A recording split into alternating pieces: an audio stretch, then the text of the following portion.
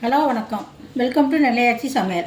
இன்றைக்கி நம்ம சேனலில் வந்து கேரட் சாதம் பண்ண போகிறோம். கேரட் சாதம் வந்து ஈஸியாக பண்ணிடலாம். சாதத்தை வடிச்சிட்டேன்னா சட்டுன்னு பண்ணிடலாம். பிள்ளைங்களுக்கும் அது ரொம்ப பிடிக்கும். கேரட் வந்து ஹெல்த்தியும் கூட, கலர்ஃபுல்லாகவும் இருக்கும். அது வந்து நம்ம எப்படி பண்ணுறதுங்கிறத பார்ப்போம். கேரட் சாதத்துக்கு தேவையான பொருட்கள் என்னங்கிறத பார்ப்போம். நான் வந்து ஒரு டம்ளர் அரிசியை போட்டு சாதம் வடித்து வச்சுருக்கேன். நீங்கள் பாசுமதி ரைஸ் வடித்தாலும் சரி, இல்லைன்னா பொன்னி ரைஸில் வடித்தாலும் சரி வடித்து வச்சுருக்கேன். 2 கேரட்டை வந்து துருவி வச்சுருக்கேன். இதை மாதிரி 2 பெரிய வெங்காயத்தை வந்து பொடியான கட் பண்ணி வச்சுருக்கிறேன். 2 பச்சை மிளகா, 2 வரமிளகாயை கீறி வச்சுருக்கிறேன். கொஞ்சம் கருவேப்பிலை, கொஞ்சம் கொத்தமல்லி கடைசியில் போடுறதுக்கு, கொஞ்சம் முந்திரி பருப்பு வறுத்து போடுறதுக்கு. வாங்க இது எப்படி பண்ணுறலாங்கிறத பார்க்கலாம். இப்போ அடுப்பு பற்ற வச்சுக்கிட்டு கடாய் வச்சுக்கோங்க.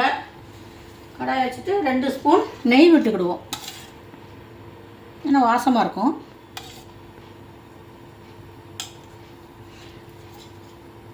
ரெண்டு ஸ்பூன் நெய் விட்டுட்டு கொஞ்சம் எண்ணெய் ஊற்றிக்கோங்க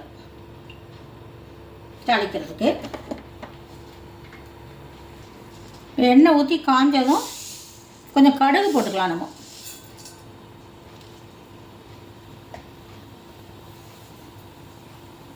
கடுகு பொரியட்டும். கொஞ்சம் உளுத்தம்பருப்பு போட்டுக்கலாம்.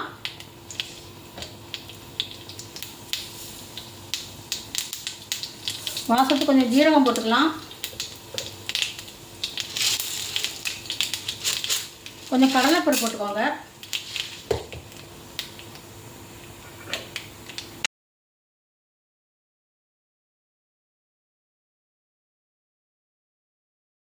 கடலைப்பருப்பெல்லாம் நல்லா பொரிஞ்சு செவந்து வரட்டும்.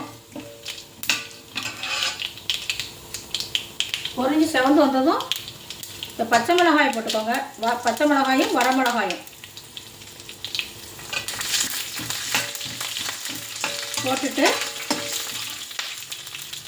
கருவேப்பிலையை போட்டுக்கோங்க. போட்டு பொரிஞ்சதும் வெங்காயத்தை போட்டுடலாம். 2 பெரிய வெங்காயம் கட் பண்ணி வச்சுருந்தோன்னா அதை சேர்த்துக்கலாம்.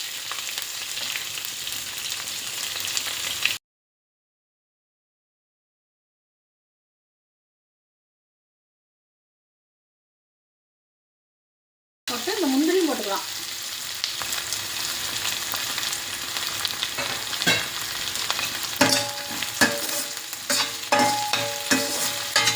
இதை வந்து ஈஸியாக பண்ணிடலாம். ஸ்கூல் பிள்ளைங்களுக்கு நீங்கள் டப்பாவில் கொடுத்து விடுறது ரொம்பவே நல்லாயிருக்கும்.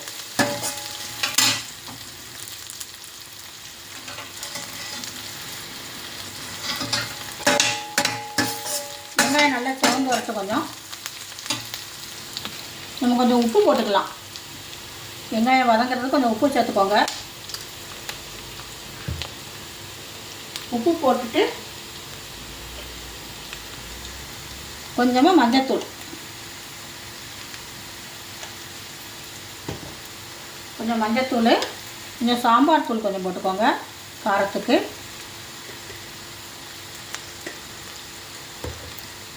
கொஞ்சம் கரம் மசாலா வாசத்துக்கு.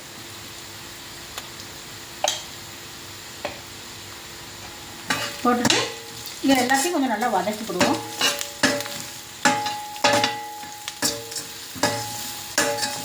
எல்லாம் வதக்கிட்டு சளிச்சு வச்சுருக்க கேரட்டை போட்டுடலாம்.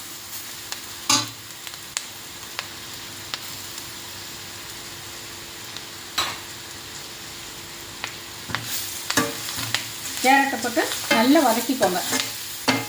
எல்லாம் பச்சை வாசம் போகணும். நல்லா வதக்கிக்கணும்.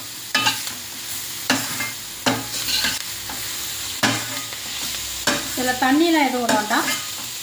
அப்படியே நல்லா வதக்கிக்கோங்க.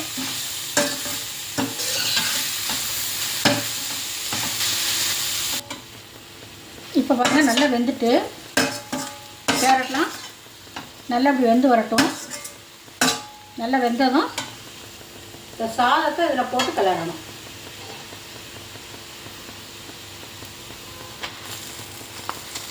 இந்த சாதத்தை இதில் போட்டுக்கோங்க.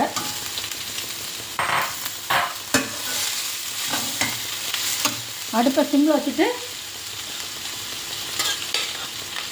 இந்த சாதத்தை இதில் போட்டு கிளறுவோம்.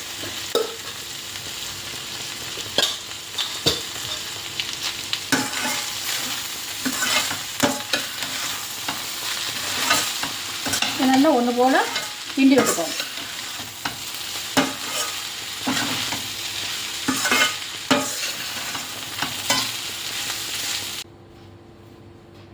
இப்போ ஒன்று போல் கிண்டிட்டோம். இப்போ இதுக்கு மேலே வந்து கொஞ்சம் கொத்தமல்லி தூவி இறக்கிற வேண்டிதான்.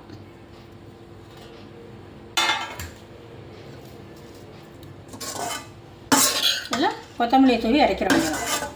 கேரட் சாதம் ரெடி.